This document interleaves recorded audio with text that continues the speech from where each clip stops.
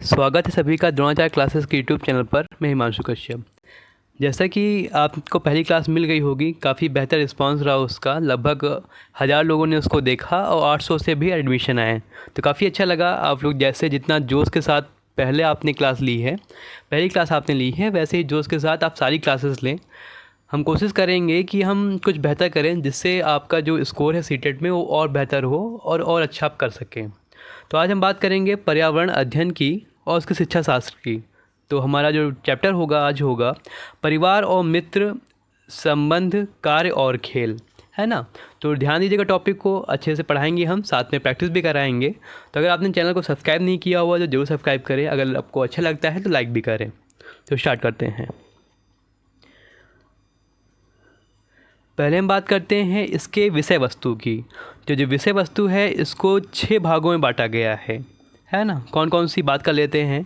जो हमारा पहली विषय वस्तु की जो थीम है ये कौन सी है, परिवार और मित्र है, जिसको 4 सब थीम में बांटा गया है, 4 उप विषय में बांटा गया है। संबंध, कार्य और खेल, पशु और पौधे। और दूसरी थीम हमारी भोजन है, तीसरी आश्रय है, चौथा जल है, पांचवी क्या है, भ्रमण है, और छठी हमारी है वह चीज़ें जो हम बनाते हैं और करते हैं। तो ये पूरी लगभग 6 थीम है, जिनको घुमा फिरा के एग्ज़ाम में पूछा करते हैं कि कौन सी थीम है, कौन सी सब थीम है, कौन से विषय हैं, कौन से उप विषय हैं, है ना। तो 4 ये हमारी थीम हो गई, 4 विषय हो गए। और इसके अंतर्गत हमने देखा पहली थीम के अंतर्गत 4 उप विषय हैं। तो इनके नाम आप अच्छे से याद कर लीजिएगा, एग्ज़ाम में आपको अक्सर ये मिलते रहते हैं। तो आप स्टार्ट करते हैं आगे हम बात करते हैं परिवार की। तो परिवार क्या होता है, जैसे हम लोग जानते हैं परिवार को इंग्लिश में फैमिली कहते हैं, जो कि लैटिन वर्ड फैमुलस से लिया गया है, जिसका अर्थ क्या होता है, नौकर होता है। लेकिन अगर हम कहें क्या नौकर शब्द से हम परिवार का पर्याय लगा सकते हैं, तो नहीं, क्योंकि ज़रूरी नहीं है कि जहाँ पर नौकर हो या नौकरी हो रही हो, नौकर चाकर हो, या जो लोग नौकरी करते हैं वहाँ पे ही परिवार हो। नौकर का अर्थ है कि यहाँ पे एक ऐसा इंसान होता है जो मुखिया होता है, पूरे घर को सजो के रखता है, संभाल के रखता है और घर को आगे बढ़ाने का प्रयास करता है। जैसे कि अरस्तू ने भी कहा हुआ है, पारिवारिक संरचना समुदाय अथवा सामाजिक ढांचे का आधार है। तो अगर आपका पारिवारिक संरचना बढ़िया होगी तो जो आपका समाज है या कहें समुदाय है, उसका जो ढांचा होगा वो इसका ये इकाई होती है, ये आधार होती है। अब बात करते हैं हम इसकी विशेषताओं की। तो जो महत्वपूर्ण विशेषताएं हैं ध्यान दे देते हैं, बाकी तो बहुत सारी विशेषताएं हैं। तो पहली बात होती है सर्वव्यापकता की। तो सर्वव्यापकता की बात करें भाई, अगर हम बात करते हैं संगठन की या संस्था की, तो देखा जाता है परिवार सबसे ऊपर होता है, सर्वोपरि होता है। भाई इससे अच्छा संगठन और इससे अच्छा संस्था कोई नहीं होगी, परिवार की बात करें हम, है ना। तो आगे बढ़ते हैं। सबसे इम्पोर्टेंट बात क्या है, जो परिवार होते हैं सर्वव्यापक होते हैं, सार्वभौमिक होते हैं।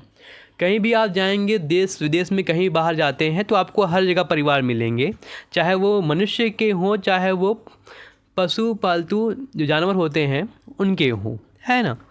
तो बात करते हैं भावात्मक आधार। भाई जानते हैं अगर परिवार है तो सभी परिवार में जो भाई बहन होंगे, पति पत्नी होंगे, है ना, माता पिता होंगे, वो क्या होते हैं, एक सहयोग की भावना से, प्यार की भावना से, सुरक्षा की भावना से, या कहें आपस में क्या होते हैं, जुड़े रहते हैं। तो ये बात होती है भावात्मक आधार। अगर भावात्मक आधार नहीं होगा तो वो परिवार सही से नहीं रह पाएगा, एक साथ में आपस में लड़ाई होती रहेगी। बात करते हैं रचनात्मक भाव प्रभाव की। क्या होता है भाई, जैसे कि हम जानते हैं परिवार क्या होता है, एक इकाई होती है और परिवार के जितने भी सदस्य होते हैं सभी की एक महत्वपूर्ण भूमिका होती है कि हमें ये कार्य करना है या वो कार्य करना है। कभी भी परिवार में कुछ दिखावा नहीं होता है ना। इसलिए परिवार को क्या कहा गया है, रचनात्मक कहा गया है। इसमें क्या होता है, किसी एक विशेष व्यक्ति को ध्यान नहीं दिया जाता है कि एक ही विशेष व्यक्ति का लाभ हो रहा है, बाकी लोगों को लाभ नहीं हो रहा है। तो ऐसा नहीं होता है, सभी व्यक्तियों को देखा जाता है, सभी व्यक्तियों के विचारों को देखा जाता है। आगे बात करते हैं हम सामाजिक ढांचे का केंद्र की। तो जैसा कि हम लोग जानते हैं जो परिवार होता है ये सामाजिक ढांचे का केंद्र होता है ना। भाई समाज जो है, समाज की बात की जाए तो जितने भी परिवार हैं, अगर इकाइयों के रूप में बटे हुए हैं, अगर इनको जोड़ दिया जाए तो वो समाज बनता है।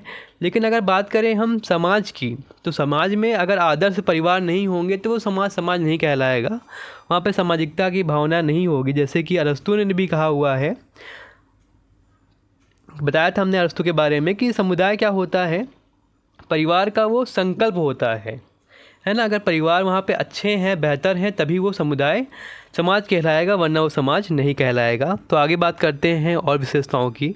तो अगला क्या है, सदस्यों का असीमित दायित्व। तो भाई सदस्यों का असीमित दायित्व होता है परिवार में। कभी भी ऐसा नहीं होता है किसी परिवार में एक सदस्य को काम दिया जाता है तो वो मना करता है ना, ऐसा नहीं है। सभी का असीमित दायित्व होता है, सभी एक दूसरे के लिए कार्य करते हैं बिना लाभ के, है ना। तो ये बात होती है सदस्यों के असीमित दायित्व की। आगे बात करते हैं सामाजिक संगठन का आधार। वही बात हो गई है ना कि जो परिवार होता है सामाजिक संगठन का क्या होता है, आधार होता है। ऐसे ही बात कही गई है स्थायी तथा अस्थायी स्वभाव की। तो भाई ये क्या होता है, जैसे कि बात करते हैं हम परिवार को, जैसे हम बात जानते हैं परिवार को संस्था के साथ साथ समिति भी कहते हैं, है ना। परिवार में पति पत्नी हैं, बच्चे हैं और कुछ अन्य सदस्यों के समूह की समिति को कहा जाता है परिवार, है ना। तो यह अस्थायी होता है, इसमें सदस्यों की संख्या क्या होती है, घटती बढ़ती रहती है, परंतु परिवार के कुछ नियम होते हैं, कानून होते हैं, जिनका पालन सभी सदस्यों को प्रसन्नतापूर्वक करना होता है या करते भी हैं। इसीलिए इसे क्या कहते हैं, हम संस्था भी कहते हैं। तो शेष व्यक्तियों के ना रहने पर परिवार के नियम भी बने रहते हैं, इसीलिए इसे हम क्या कहते हैं, स्थायी भी कहते हैं। अतः परिवार को हम स्वभाव के अनुसार स्थायी और अस्थायी दोनों भी हम कह सकते हैं। तो ये बात हुई परिवार के महत्व की, ये परिवार की विशेषताओं की। आगे बढ़ते हैं, हम महत्व की बात करते हैं। तो भाई महत्व के बारे में थोड़ा ध्यान दीजिएगा। जैसे कि हम लोग जानते हैं जो परिवार होता है एक बालक की प्रथम पाठशाला होती है, क्योंकि जो बालक होता है यहीं पर सीखना प्रारंभ करता है और वो कुछ सीखता है।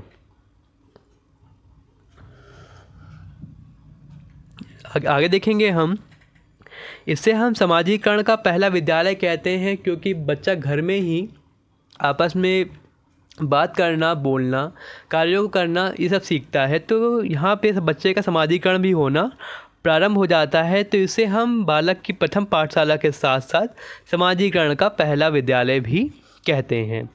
जैसे कि हम बात करें रूसो की, तो रूसो ने कहा था कि जो बालक होता है, बालक को समाज क्या करता है, दूषित करता है। तो भाई रूसो का कहना था कि बच्चों की जो शिक्षा की व्यवस्था की जाए वो सभ्यता से दूर की जाए, मतलब कि समाज से अलग की जाए। वो चाहते थे कि जो बालक का पिता है बालक को एक ऐसी जगह में छोड़ दे, मतलब ऐसे प्रकृति के जगह पर छोड़ दे जहाँ पर बच्चा प्रकृति की गोद में कुछ सीख सके। उन्होंने कहा है कि बच्चा समाज में दूषित हो जाता है। लेकिन इसके बाद फिर पेस्टोलॉजी आए, फ्रॉवेल आए, मॉन्टेसरी आए, इन्होंने क्या किया, रूसो का विरोध किया।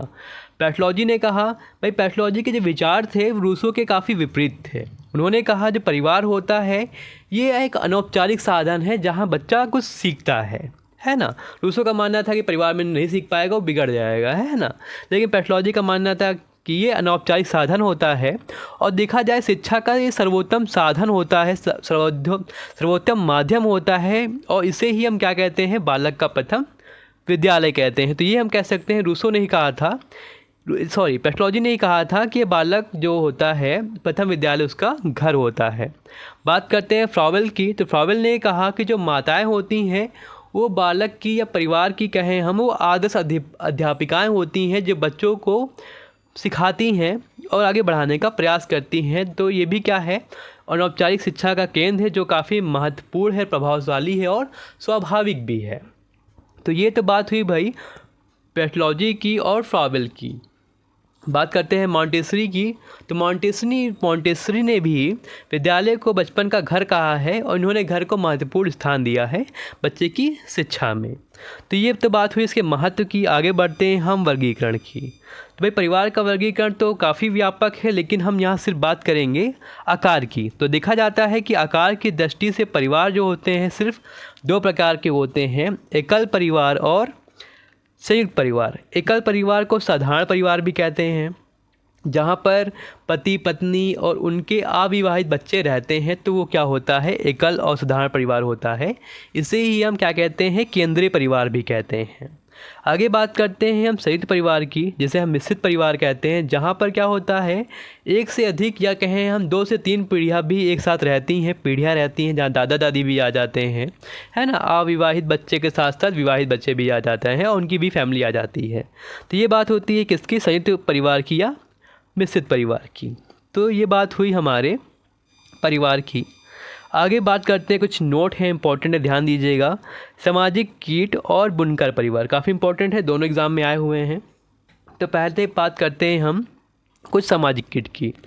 जैसे कि मनुष्य में क्या होता है, सदस्य लोग मिलकर परिवार बनाते हैं और एक साथ रहने का प्रयास करते हैं। तो ऐसे भी कुछ कीट भी होते हैं जो क्या करते हैं, एक साथ रहते हैं, वो भी परिवार बना के रहते हैं। जैसे हम नाम लेते हैं कुछ महत्वपूर्ण सामाजिक कीटों के, जैसे कि मधुमक्खी हो गई, चींटी हो गई, दीमक हो गया और ततैया हो गई, है ना। तो ये कुछ ऐसे कीट हैं जो समूह बनाकर रहते हैं, ये सामाजिक कीट कहलाते हैं, है ना। और अगर बात करें मकड़ी की, तो मकड़ी एक सामाजिक कीट नहीं है, क्योंकि आपने देखा होगा मकड़ी के एक जाले में एक ही मकड़ी रहती है, तो वो सामाजिक नहीं है। यह प्रश्न एग्ज़ाम में आया हुआ है, ध्यान दीजिएगा। आगे बात करते हैं हम बुनकर परिवार की। तो भाई बुनकर परिवार जो है पोचमपल्ली ज़िले में रहता है। और पोचमपल्ली ज़िला कहाँ है, ये आंध्र प्रदेश में है। तो बात करते हैं हम बुनकर परिवार की। तो एक गांव का नाम है मुक्तापुर। तो मुक्तापुर गांव जो है वो आंध्र प्रदेश के पोचमपल्ली ज़िले में है। तो अगर बात करते हैं इस ज़िले की विशेषता की, तो यहाँ के जो ज़्यादातर परिवार हैं वो बुनकर हैं। और जो बुनकर जितने परिवार हैं सब एक बुनाई करते हैं, जो बुनाई का जो नाम है ना, इसी ज़िले के नाम से ही फेमस है, जिसका नाम क्या है, पोचमपल्ली। तो पोचमपल्ली ज़िले में क्या है, पोचमपल्ली बुनाई काफ़ी फेमस है, जो कि आंध्र प्रदेश के मुक्तापुर गाँव में पाए जाते हैं ये सब बुनकर। तो ये बात हुई हमारे परिवार की।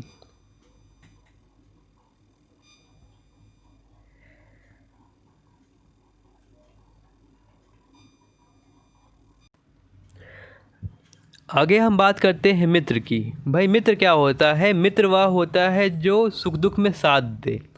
मित्रता हमेशा स्वार्थ रहित होती है ना। मित्रता एक अनमोल रिश्ता होता है। तो देखा जाता है जो सच्चा मित्र होता है सुख दुख में हमेशा एक साथ कहें या समान रूप से वो खड़ा होता है। कभी ऐसा नहीं होता है कि सुख में खड़ा है दुख में नहीं खड़ा है ना। अगर ऐसा है तो वो दोस्त नहीं है, मित्र मित्रता वाली नहीं है। और मित्रता के लिए बात की जाए तो किसी भी जात पात, धर्म, अमीरी गरीबी, किसी भी की आवश्यकता नहीं होती है, सभी लोग मित्र बन सकते हैं, है ना। ऐसा होता है, ये बात होती है मित्र की। तो भैया बात करते हैं हम मित्र की। तो प्याजे ने भी कहा हुआ है कि समान उम्र के वर्ग के सदस्यों के बीच जो संबंध बनता है उसे हम क्या कहते हैं, मित्रता कहते हैं। और हम उन्हें क्या कहते हैं, मित्र कहते हैं। तो भाई काफ़ी अच्छा रिश्ता है मित्रता का या मित्र का। तो आगे हम बात करेंगे कुछ नोट की, जो इम्पोर्टेंट नोट हैं।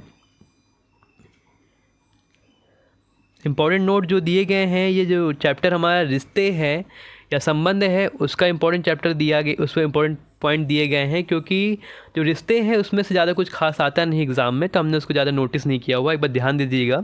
मलयालम में वलियम्मा जो किसको कहते हैं, माँ की बड़ी बहन को कहते हैं। अमूमा जो है नानी को कहते हैं। चिट्टप्पन चाचा को कहते हैं।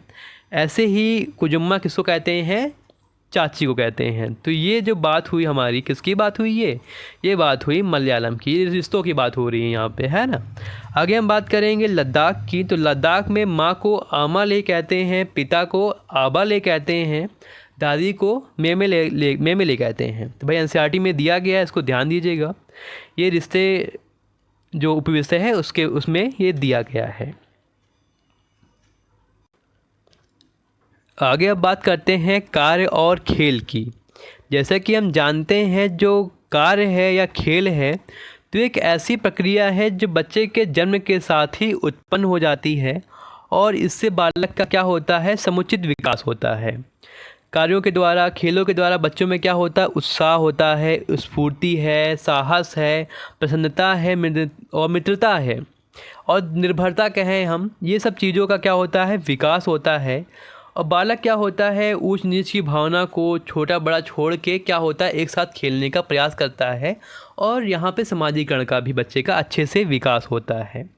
तो ये बात होती है भाई किसकी, कार्य और खेल की। जैसे टिपिनन ने भी कहा हुआ है, क्रियात्मक गतिविधियों को व्यक्त करने के लिए खेल की अहम भूमिका है ना। कुछ विशेषताओं की बात करते हैं जो काफ़ी महत्वपूर्ण हैं। जैसे पहला पॉइंट हमारा है सोचने और निर्णय लेने की शक्ति का विकास। तो भाई कार्य और खेल से क्या होता है, बालकों में सोचने की और निर्णय लेने की शक्ति का विकास होता है। दूसरी बात, ये जन्मजात होता है और इससे सामान्य प्रवृत्ति होती है। हम खेलना किसी को सिखाते नहीं हैं, वो परिवेश से खेलना सीख जाता है और इससे शारीरिक वृद्धि के साथ भी बालक का विकास भी होता है। आगे बात करते हैं तो बालकों में इससे सहयोग की भावना और सहभागिता की भावना, साथ में प्रेम की भावना जैसे मानवीय गुणों का विकास होता है। और बात करेंगे लास्ट पॉइंट, तो राष्ट्रीय एकता की भावना का भी विकास होता है। राष्ट्रीय एकता की भावना का क्या तात्पर्य है, जैसे कि मान लीजिए कोई हमारी टीम, जैसे कि भारतीय टीम हमारी है, मैच खेलती है, क्रिकेट खेलती है, तो देखा जाता है कि सभी लोग एक देश का नेतृत्व करते हैं, भारत का नेतृत्व करते हैं। कभी ये नहीं कहते हैं कि हम यूपी से आए हैं, हम एमपी से आए हैं। उनका नेतृत्व क्या होता है, वो सिर्फ एक राष्ट्र को सोचते हैं, देश को सोचते हैं और देश के लिए खेलते हैं। तो यहाँ पे क्या होता है, राष्ट्रीय एकता की भावना का भी विकास होता है। तो ये बात हुई भाई कार्य और खेल की। इसमें कुछ ज़्यादा खास नहीं है, लेकिन एक इम्पॉर्टेंट टॉपिक है इनके बारे में, कर्णम मल्लेश्वरी के बारे में। तो ध्यान दीजिएगा, कर्णम मल्लेश्वरी के बारे में एग्ज़ाम में 1-2 बार आया हुआ है, 3 बार आया हुआ है, तो ध्यान दीजिएगा, ये आ सकता है। तो भाई अब बात करते हैं कर्णम मल्लेश्वरी की। तो पहला पॉइंट क्या है, तो कर्णम मल्लेश्वरी हैं वो वेट लिफ्टर हैं, भारोत्तोलक हैं, है ना, वो वेट लिफ्टिंग का कार्य करती हैं। दूसरा पॉइंट है कि ये आंध्र प्रदेश की रहने वाली हैं, है ना। एग्ज़ाम में आया था कि ये कर्नाटक की रहने वाली हैं, तो गलत है, ये कहाँ की रहने वाली हैं, ये आंध्र प्रदेश की रहने वाली हैं। तीसरा पॉइंट है, इनके जो पिताजी हैं वो पुलिस में क्या हैं, वो हवलदार हैं। और बात करते हैं चौथे पॉइंट की, तो 12 वर्ष की उम्र में ही इन्होंने अभ्यास करना क्या किया था, प्रारंभ कर दिया था। जब ये 12 वर्ष की थी तो इन्होंने अभ्यास करना प्रारंभ कर दिया था। पाँचवें पॉइंट की बात करते हैं हम, 130 किलो वज़न उठा लेना। भाई इन्होंने 130 किलो तक वज़न को उठाया हुआ है, इनका रिकॉर्ड हुआ है।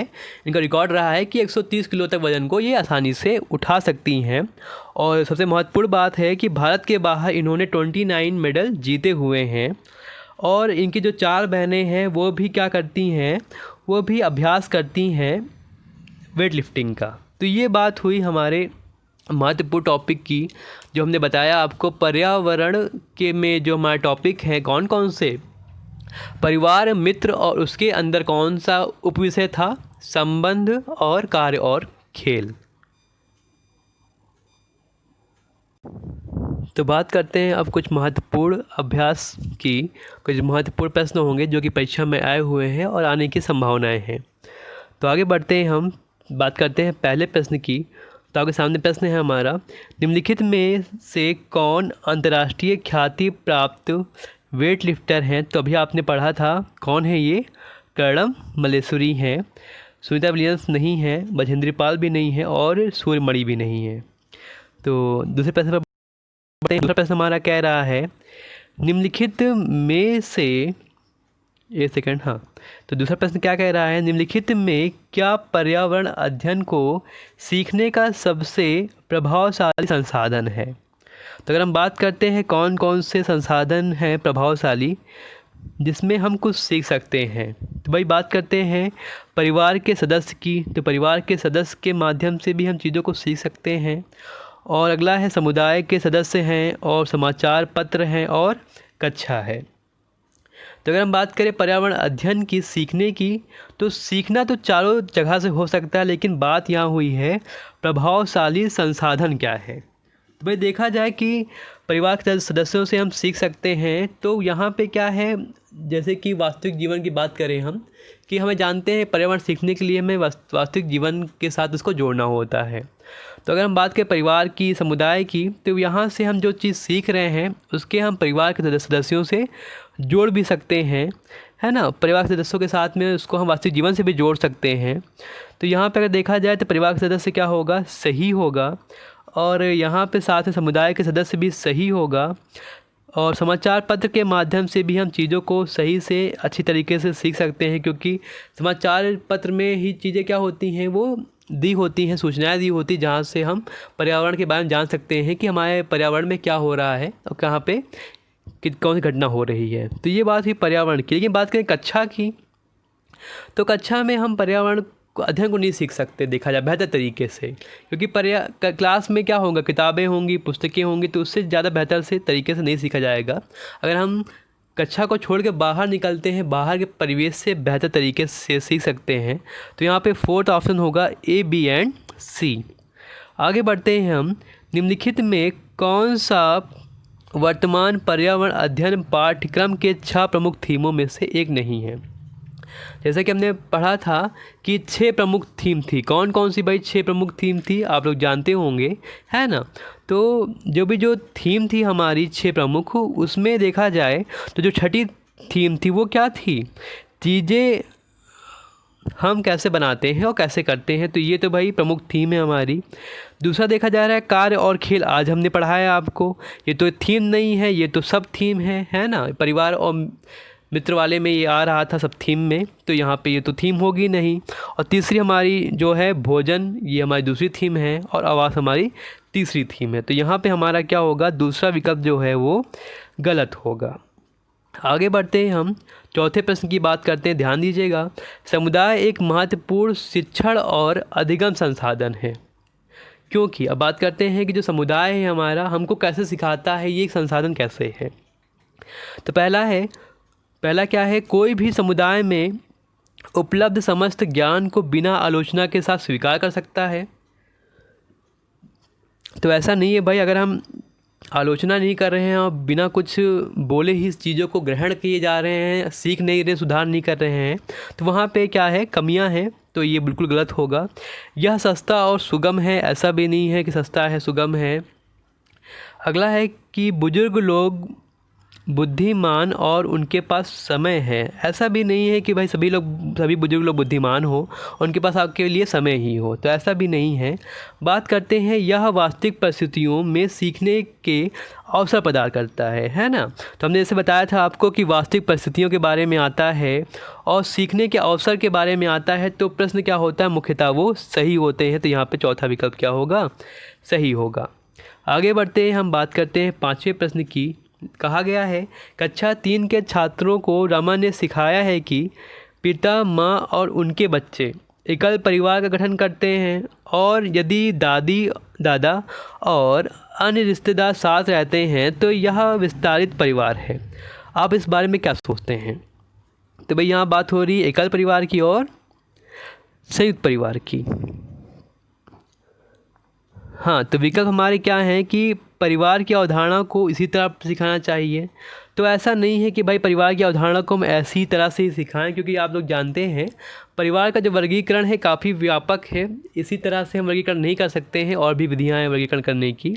और दूसरी बात, परिवार की परिभाषा गलत है, तो देखा जाता है परिवार की जो परिभाषा है वो क्या है, गलत नहीं है। यहाँ पर परिवार की परिभाषा ठीक है।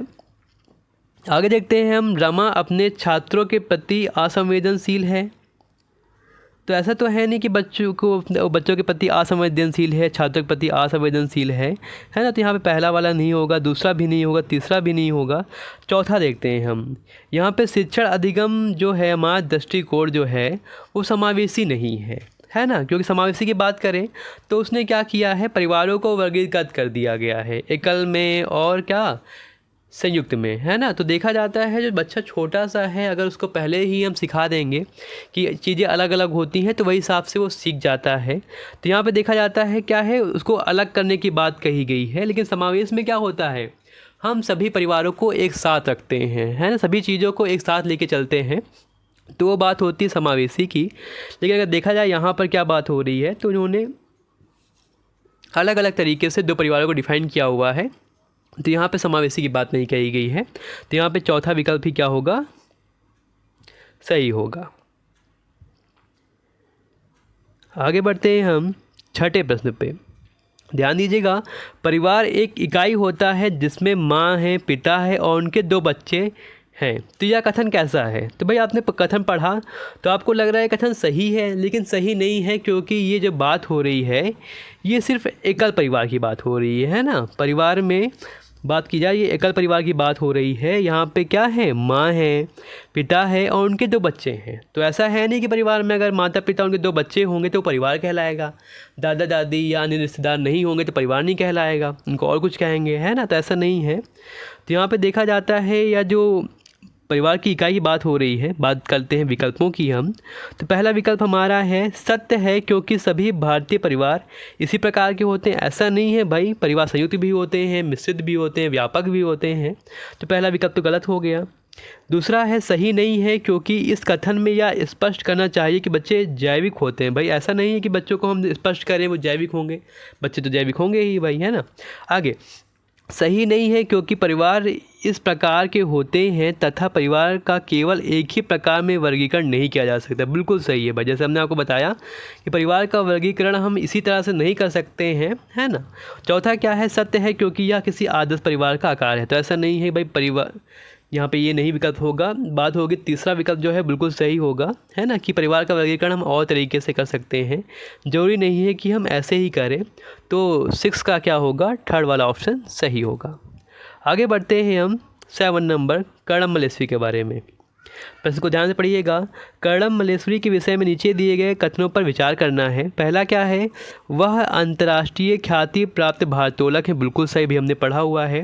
यह कर्नाटक की है। देखिए भाई, ये कर्नाटक की नहीं है, कहाँ की है? ये आंध्र प्रदेश की है। आगे बढ़ते हैं।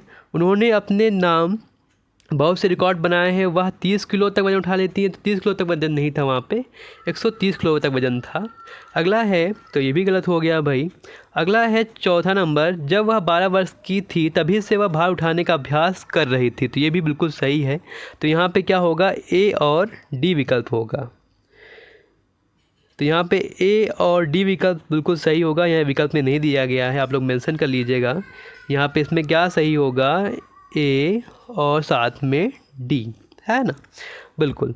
आगे बढ़ते हैं हम भाई, बात करते हैं 8 नंबर की। निम्नलिखित में कौन कीट मधुमक्खियों की भांति कॉलोनी में नहीं रहता? जैसे कि हमने बताया था आपको सामाजिक कीट के बारे में, चींटी थी, दीमक थी और ततैया और बर्रा थे। ये क्या होते थे? एक साथ कॉलोनी बनाकर रहते थे, समुदाय में रहते थे, सामाजिक कीट कहलाते थे। लेकिन जो मकड़ी जो होती है वो सामाजिक कीट नहीं है। तो ये विकल्प क्या होगा? यहाँ पे गलत होगा। आगे बढ़ते हैं हम, बात करते हैं खेल जो हम खेलते हैं। प्रकरण के शिक्षण में शिक्षार्थियों की अधिकतम भागीदारी के लिए निम्नलिखित में से कौन सी शिक्षण युक्ति अधिक प्रभावशाली होगी? तो हम बात करते हैं खेल जो कि हम खेलते हैं, तो इसमें हमें बताना है कि अधिकतम भागीदारी के लिए सबसे अच्छी शिक्षण युक्ति कौन सी होगी और प्रभावी कौन सी होगी। देखते हैं भाई, हम लोग पढ़ते हैं, ऑप्शन को देखते हैं। तो पहला ऑप्शन है शिक्षार्थियों को खेल के मैदान में ले जाना और उन्हें अलग अलग दिनों में अलग अलग खेल खिलाना। तो क्या ये सही है कि विद्यार्थियों को हम अलग अलग खेल खिलाएं अलग अलग समय में, है ना। हो सकता है भाई बच्चे कुछ सीख सकते हैं अलग अलग बात करेंगे तो, है ना। आगे क्या है? विभिन्न खेलों के कार्ड बनाना और उन्हें शिक्षार्थियों को दिखाना। तो भाई खेल खेलने के लिए आपको खेल के मैदान में जाना होगा, ना कि कार्ड बनाना, है ना। तो अगर कार्ड बनाने की बात हो रही है तो ये गलत हो जाएगा। शिक्षार्थियों को भीतर और बाहर खेले जाने वाले विभिन्न खेलों के नाम याद कराना, तो भाई याद कराना तो बिल्कुल गलत होता है। तो यहाँ पे ऐसे ही गलत हो गया ये। अगला है शिक्षार्थियों को टेलीविज़न पर खेल संबंधी कार्यक्रमों को देखने और उन पर आधारित सामान्य परियोजना को कार्य बनाने के लिए कहना। तो भाई खेल अगर बच्चा टीवी पे देखेगा तो सीखेगा कैसे? परियोजना बनाने से खेल नहीं आता है, खेल को खेलना पड़ता है। तो यहाँ पे ये विकल्प भी गलत हो गया। तो पहला विकल्प बिल्कुल सही होगा, जिसमें कहा गया है शिक्षार्थियों को खेल के बारे में खेल के मैदान में ले जाना चाहिए, जहाँ पे बच्चों को अलग अलग दिन में अलग अलग खेल सिखाने चाहिए और खिलाने चाहिए। आगे बात करते हैं क्वेश्चन नंबर 10 की। भारोत्तोलकों को प्रायः सामान्य मांसपेशियां और बॉडी मास बढ़ाने की आवश्यकता होती है।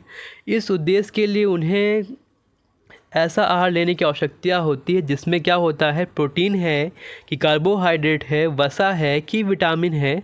तो यहाँ पे हमें प्रोटीन की आवश्यकता होती है। जैसे देखा होगा आप लोगों ने, जो लोग जिम में जाते हैं या बॉडी बनाते हैं तो उन लोग प्रोटीन का सेवन करते हैं, है ना, प्रोटीन पाउडर का सेवन करते हैं। तो इससे क्या होता है, बॉडी मास या मांसपेशियों में विकास होता है। तो ये बात हुई क्वेश्चन नंबर 10 की। लास्ट क्वेश्चन की बात करते हैं हम।